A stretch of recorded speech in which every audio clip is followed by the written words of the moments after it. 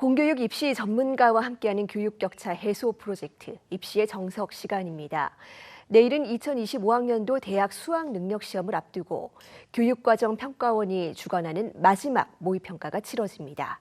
실제 수능 시험과 출제 경향이나 형식이 똑같아서 이 수능 전초전으로도 통하는데요.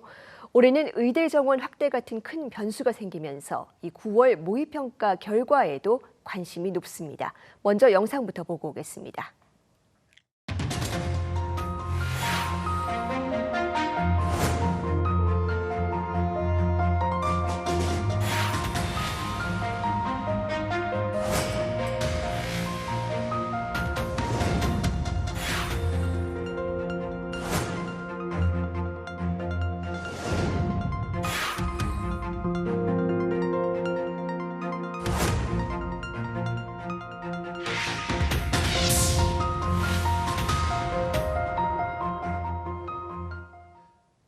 네, 9월 모의평가 활용법 서울 청원여고 박문수 선생님과 자세히 알아보겠습니다. 선생님 어서 오세요. 네, 안녕하세요. 네, 먼저 이 9월 모의평가에 대해서 알아볼 텐데 주목해서 볼 만한 변화는 어떤 것들이 있을까요? 네, 우선 모의평가 같은 경우에는 항상 의미와 역할이 중요한 건 동일합니다. 그런데 올해 9월 모의평가의 특징은 가장 큰 것은 우선 인원 변화라고 볼 수 있을 것 같습니다. 졸업생의 접수가 증가하고 있는 부분인데요. 6월 모의평가에서도 졸업생이 증가하였지만 9월 모의평가에 대한 접수 인원을 살펴봤을 때는 그 증가의 폭은 조금 더 크다라고 좀 볼 수 있을 것 같습니다. 6월 모의평가에서는 398명 정도가 전년 대비 증가했지만 이번 9월 모의평가는 전년 대비 2,182명이 증가했습니다. 그리고 또한 탐구 영역에 대한 접수 인원의 변경이 조금 더 큰 부분을 좀 보셔야 될 것 같은데요.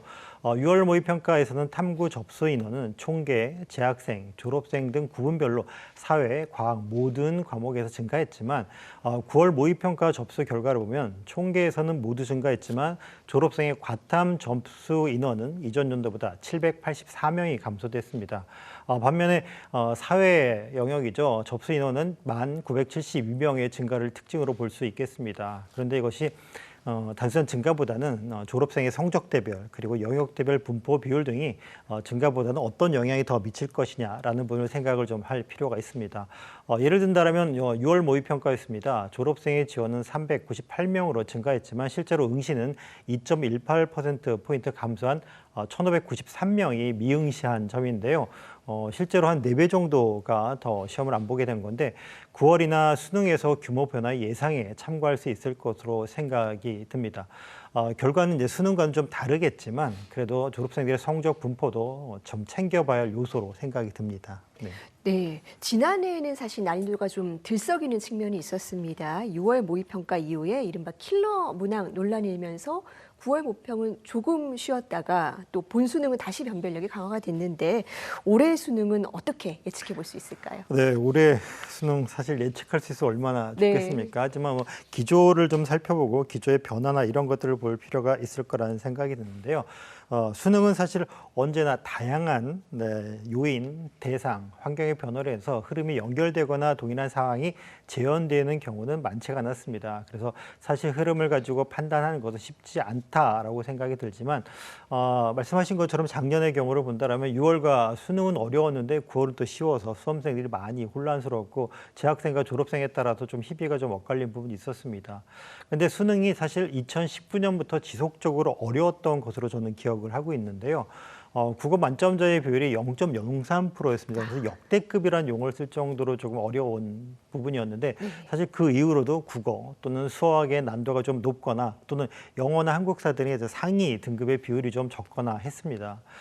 요 근래 한 3년 정도로 특정을 짓게 된다면 2022 수능에서는 국어가 그리고 2023 수능에서는 수학이 그리고 2024 수능에서는 사실은 국어, 수학, 영어가 모두 어려웠습니다. 그래서 올해는 6월, 9월 수능 순서로 좀 출제의 기조 그리고 난이도의 항상성이 계속 유지가 되는지를 좀 꼭 주목을 해야 될 것 같습니다.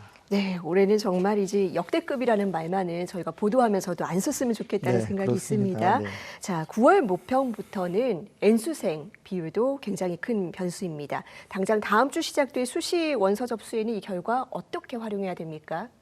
네, 우선 성적에 변동이 있든 변동이 있지 않든 우선 9월 모의평가는 수능 보기 전까지는 가장 객관적인 기준이 될 수밖에 없을 겁니다.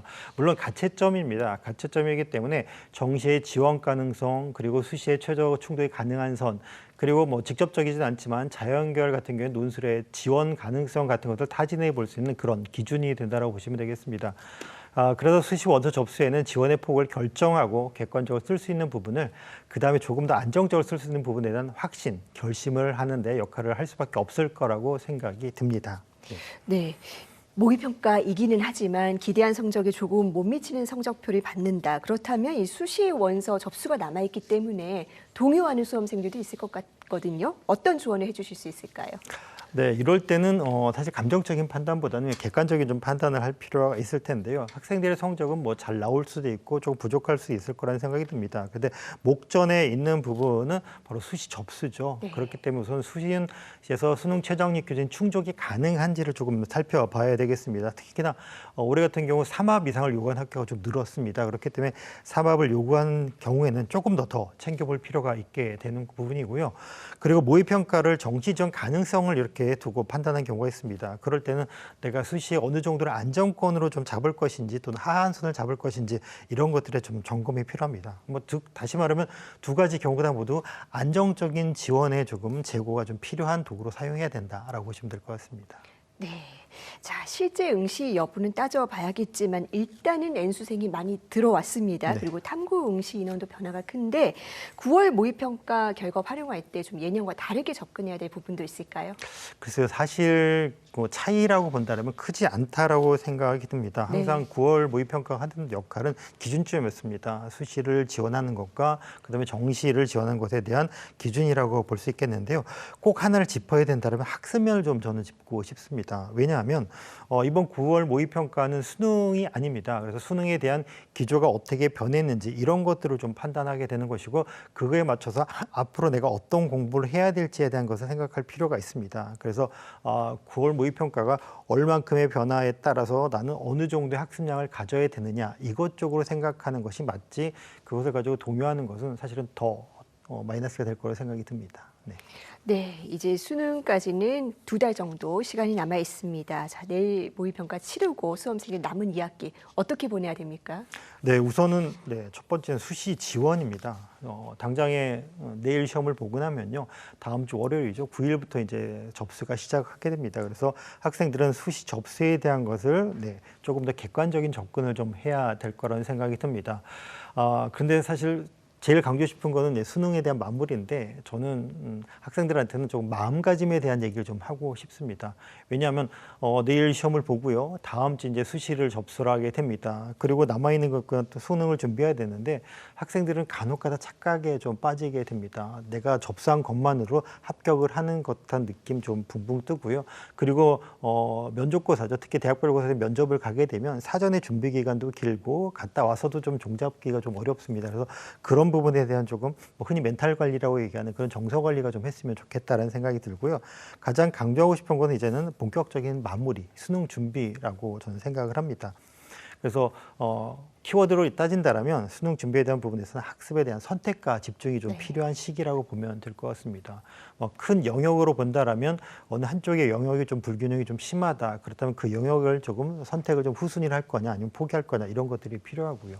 그리고 과목 안에서 영역 안에서도 본인이 다 맞출 수 없다라면 그 범위, 유형, 단원에 대한 선택과 집중도 좀 필요합니다. 그래서 그런 부분에 대한 선택과 집중이 있고 그리고 내일 이제 9월 모의평가를 보게 되는데 이제 또 시간 운영에 대한 선택과 집중이 필요합니다. 내가 제일 안타까운 건 그거죠. 집에 가서 풀었는데 풀리더라. 그런 문제가 없게 하려면 시험 보는 당일에 그 시간 안에 시간을 잘 운영하고 내가 풀 수 있는 것을 풀 수 있도록 풀지 못하는 것은 좀 후순위로 그런 대한 연습, 그래서 선택과 집중을 저는 강조하고 싶습니다. 네, 선택과 집중. 이걸 잘 하려고 내일 모의평가 보는 거죠, 맞습니다. 결국은.